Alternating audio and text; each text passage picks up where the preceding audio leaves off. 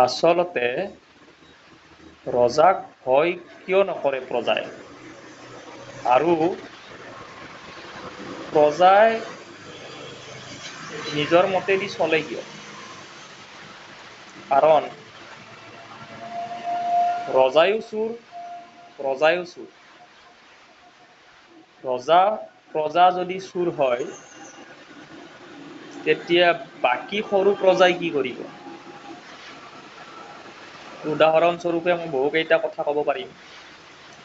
ধৰি লোৱা যাক নেতা মন্ত্ৰী, তাৰ লগত বহুতো লিডাৰে, বহুতো পুঁজিবাতি, বহুতো কৌটিপতি, তেওঁলোকে দেশৰ অৰ্থনীতি ব্যৱস্থাটো কেৱল নিজৰ কাৰণে ৰাখিছে। ঠিক আছে, তেনেদৰে বহুতো ডাঙৰ ডাঙৰ টকা থকা মানুহ, তেওঁলোকেও কেৱল নিজৰ বাবে চিন্তা কৰি আছে। এই কথাবিলাক মই আগতে কৈছোঁ। মই উদাহৰণস্বৰূপে আপোনালোকক এটা কথা কওঁ যে আপুনি যদি কেতিয়াবা হস্পিটেলত যায়, হস্পিটেলত গ'লে ডক্তৰক যদি আপোনালোকে অনলাইন ব্যৱস্থাটো দিয়ে, ডক্তৰে নলয়। ডক্তৰে অনলাইন ব্যৱস্থা কিয় নলয় আপোনালোকে প্ৰশ্ন কৰিব নোৱাৰে, কাৰণ ডক্তৰ আমাৰ বাবে ভগৱান। গতিকে ভগৱানকতো আমাৰ প্ৰশ্ন কৰাৰ কোনো হেৰিয়ে নাই। আমি কেৱল ভগৱানৰ তাতে প্ৰাৰ্থনাই কৰিব যাওঁ যে মই বাচি আহিম। তেনেকুৱা বহু ব্যক্তি, ডাঙৰ ডাঙৰ ব্যক্তি আছে, ডাঙৰ ডাঙৰ কোম্পানী আছে, ডাঙৰ ডাঙৰ প্ৰফেশ্যনেল তেওঁলোকৰ হেৰি আছে, ব্যৱসায় বুলিয়ে ধৰি ৰাখক, তেওঁলোকে অনলাইন ব্যৱস্থাটো নলয়। অনলাইন ব্যৱস্থা এইবাবে নলয় কাৰণ তেওঁলোকে অনলাইন ব্যৱস্থা ল'লে ৰজাই গম পাব। ৰজাই গম পালে তেওঁলোকৰ সেই কৰ কাটালেৰে দুখীয়া প্ৰজাক চলাব। কিন্তু ৰজায়ো সেই কথা জানে আৰু প্ৰজায়ো জানে। এই দুটা, ৰজা আৰু প্ৰজাই আমাৰ দৰে মানুহখিনিক বুৰ্বক বনাই দি আছে। গতিকে এইবাৰ ইলেকশ্যনৰ বতৰ, আপোনালোকে ভালকৈ চিন্তা চৰ্চা কৰি যিজন ব্যক্তিয়ে আপোনাৰ লগত যোগাযোগত আছে, সেই মানুহক বা আপোনালোকক সহায় কৰে, তেনে মানুহকে আপোনালোকে ভোট দিব। ভোট কেৱল বিবেক নহয়। মানুহে যে কয় বিবেক ভোট দিব, বিবেক ভোট দিব। কিহৰ বিবেক ভোট দিম? তোমালোকে কৌটিপতি হ'বা, তোমালোকে গাড়ী লৈ ঘূৰিবা, কোনোবাই নিজৰ ঘৰ পৰিয়াল চাব। আজি ভাৰতবৰ্ষৰ মই কথা এটা কওঁ, কোনজন মানুহ ভাৰতৰ হয়, কোন মানুহ ভাৰতৰ নহয়, এই ভাৰত চৰকাৰৰ হাতত ডাটা আছে। কিন্তু সেই ডাটাসমূহ তেওঁলোকে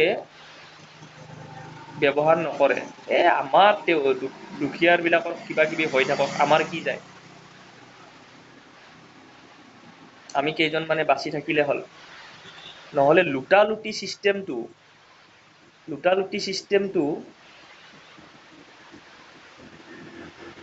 কেতিয়াবাই বন্ধ হ'লে।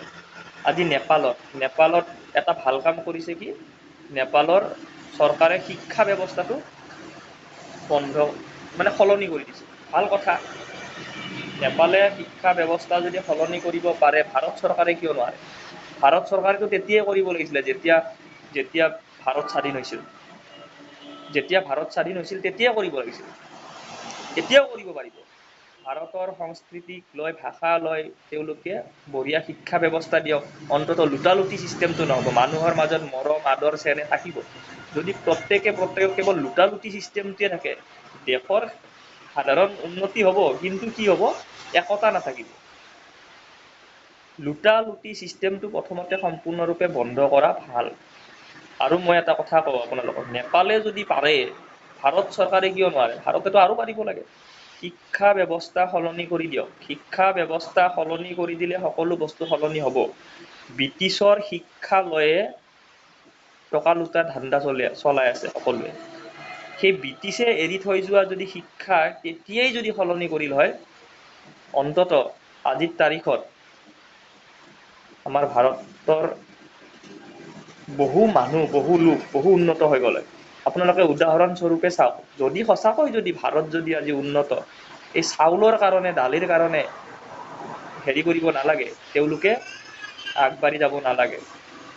মই এটা কথা কওঁ যে আপোনালোকে নিজেই স্বাৱলম্বী হয় দেশৰ হকে কাম কৰাৰ যদি আপোনালোকে চেষ্টা কৰে, তেতিয়াহ'লে আপোনালোকে নিজেই এই সমাজত থিয় হ'ব পাৰিব। আৰু তাৰ বাবে চৰকাৰৰ সম্পূৰ্ণৰূপে হাত লাগিব। ধন্যবাদ। বেছি ক'লেও বেয়া, আপোনালোকে ভিডিঅ'সমূহ চাব, মোৰ ভিডিঅ'সমূহ চাই আনলৈ শ্বেয়াৰো কৰিব। ধন্যবাদ। যিখিনি ক'ব লগা আছিল ক'লোঁ আৰু। ধন্যবাদ।